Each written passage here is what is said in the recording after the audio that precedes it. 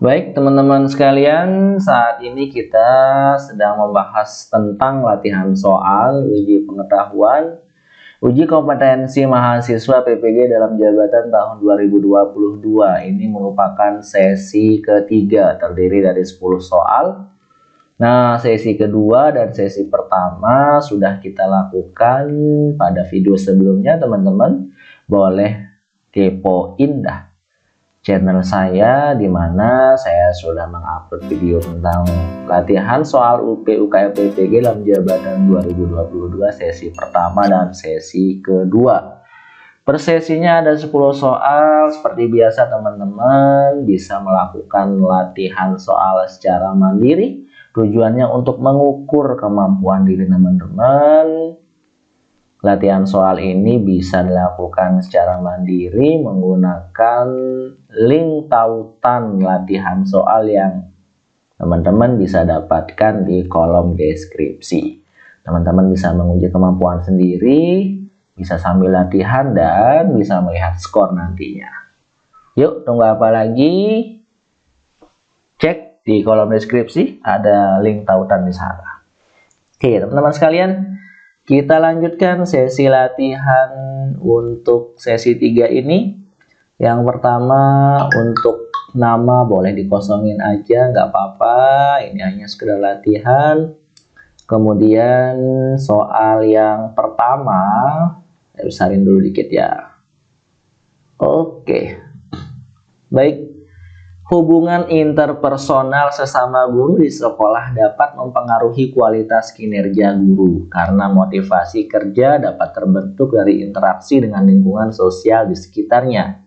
Di samping hasil perubahan yang bersifat fisik seperti suasana kerja dan kondisi fisik gedung sekolah, karenanya seorang guru harus mampu untuk, sini sudah saya buat beberapa kata kunci hubungan interpersonal, karena motivasi kerja dan dapat terbentuk oleh interaksi dan lingkungan sosial di sekitarnya. Maka seorang guru harus mampu untuk A. bersikap objektif terhadap teman sejawat dan lingkungan, B. beradaptasi dengan teman sejawat dan lingkungan, C. bersikap subjektif terhadap teman sejawat dan lingkungan, D. berafiliasi dengan teman sejawat dan lingkungan, dan E. membangun subsignificance. Jawabannya di sini saya memilih beradaptasi dengan teman sejawat dan lingkungan. Baik, kita lanjutkan ke soal berikutnya. Setiap organisasi mempunyai struktur dan garis komando. Berdasarkan garis komando tersebut, bila bawahan mengkomunikasikan keluhannya kepada atasannya berkaitan dengan pekerjaan dan kebijakan, maka komunikasi tersebut sudah menjalankan fungsi. Mengkomunikasikan keluhannya kepada atasannya itu merupakan kata kunci.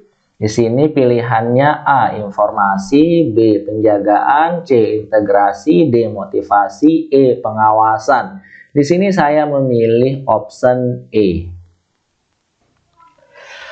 Pak Abdi adalah seorang guru PPKN di salah satu sekolah SMA negeri di Kota Medan. Berikut beberapa pilihan terbaik yang dapat diterapkan oleh Pak Abdi untuk menanamkan dan membelajarkan siswa agar memiliki rasa kepedulian terhadap lingkungan sekitarnya. Nah, di sini kecuali ya teman-teman ya. Oke, di sini sudah saya bold, memiliki rasa kepedulian terhadap lingkungan sekitar. Option A, mengajak siswanya untuk menggalang donasi sosial.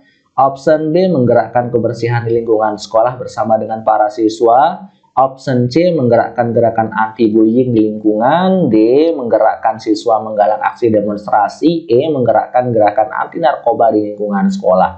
Kecuali ya teman-teman ya, ingat, maka jawabannya di sini kita pilih menggerakkan siswa menggalang aksi demonstrasi. Soal selanjutnya, pendidikan merupakan wahana yang efektif dalam menanamkan rasa empati bagi setiap peserta didik. Contoh upaya yang paling tepat yang dapat dilakukan guru dalam menanamkan rasa empati di lingkungan sekolah adalah, ini ada saya kata kuncinya, saya bold, rasa empati di lingkungan sekolah. A. Mengajak peserta didik mengunjungi panti sosial. B. Menggerakkan semangat untuk berdisiplin dan mentaati peraturan sekolah. C. Mengajak siswa untuk saling hormat menghormati antara sesama siswa yang memiliki perbedaan suku, adat, ras, dan agama. D. Mengajak siswa mengikuti kegiatan pramuka. E. Menggalang kegiatan bela negara di lingkungan sekolah. Biasanya teman-teman akan bingung dengan option A dan option C. Karena di sini rasa empati, panti sosial. Nah, di sini saya pilih option C. Baik, teman-teman sekalian, kita lanjut ke soal selanjutnya.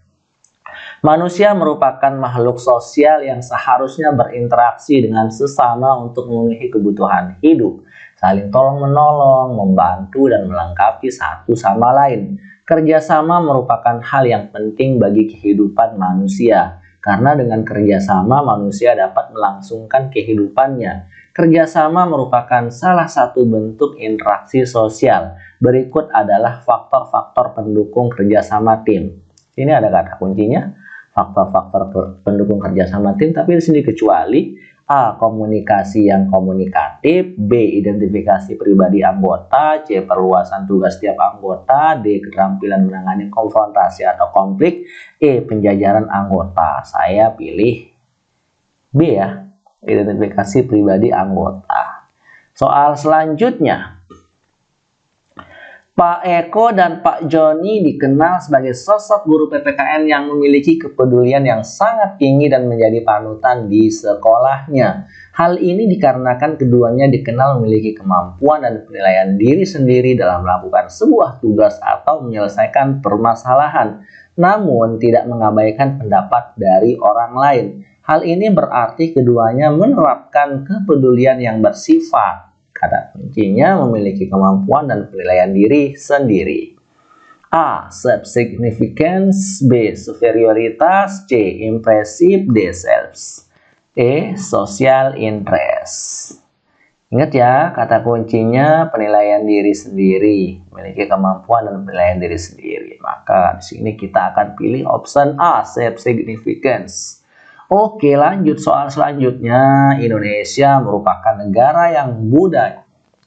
Saya ulangi, Indonesia merupakan negara yang secara budaya memiliki keanekaragaman dari berbagai aspek adat istiadat, agama, dan lain-lain. Secara sosial, masyarakat Indonesia memiliki strata yang berbeda. Secara ekonomi, masyarakat masih banyak yang hidup di bawah garis kemiskinan. Namun demikian, biarpun memiliki banyak perbedaan, bangsa Indonesia tetap menjaga keutuhan dan menjalin kesatuan dan persatuan. Sikap yang harus ditunjukkan sesuai kondisi di atas adalah sikap.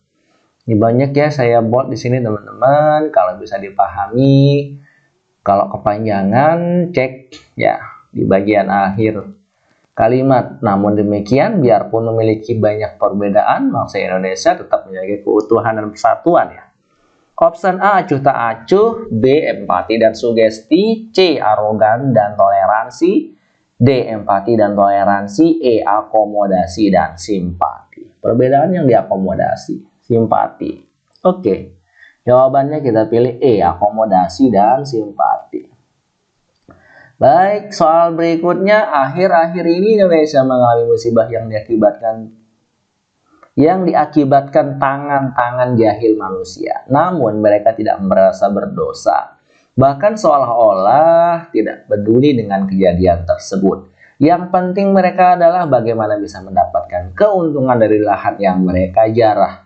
Kesimpulan dari wacana tersebut menunjukkan adanya A. Sikap antisosial. B. Sikap arogansi. C. Sikap antisusila. D. Sikap anti budaya. E. Sikap anti pemerintah. Saya bold di sini teman-teman, keuntungan dari lahan yang mereka jarah. Sepertinya di sini option A ya.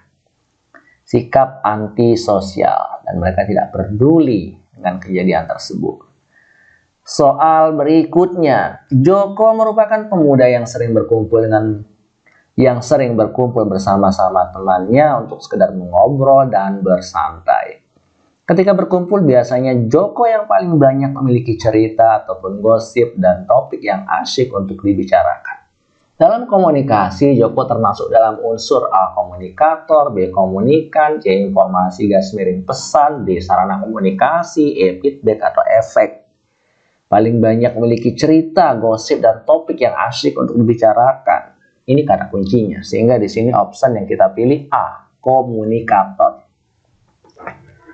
Soal berikutnya teman-teman, dan ini adalah soal yang terakhir. Gita merupakan seorang mahasiswi di salah satu perguruan tinggi negeri yang sering memakai perhiasan terlalu banyak dan mencolok pada saat mengikuti perkuliahan di kelas. Sebagai dosen, Bu Nita selalu mengingatkan mahasiswi tersebut untuk tidak mengenakan perhiasan terlalu banyak. Tujuannya agar Gita terhindar dari tindakan kejahatan yang mengincar perhiasannya. Tindakan dosen tersebut sesuai dengan A. bentuk nilai sosial, B. fungsi nilai sosial, C.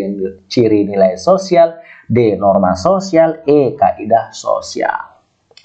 Perhatikan teman-teman, saya buat di sini dosennya Bu Nita selalu mengingatkan mahasiswa tersebut untuk tidak mengenakan perhiasan terlalu banyak. Tujuannya agar terhindar dari tindakan kejahatan yang mengincar perhiasannya. Maka di sini jawabannya yang kita pilih adalah option B, fungsi nilai sosial. Oke teman-teman sekalian, kita akan kirim jawaban kita dan kita akan segera melihat berapa sih skor kita untuk sesi 3 ini. Yuk lihat skor bareng-bareng. Dan alhamdulillah jawabannya 90. Kita nih salah di mana ya? Coba sama-sama kita cek dulu. Nomor 1 udah oke, nomor 2 juga oke.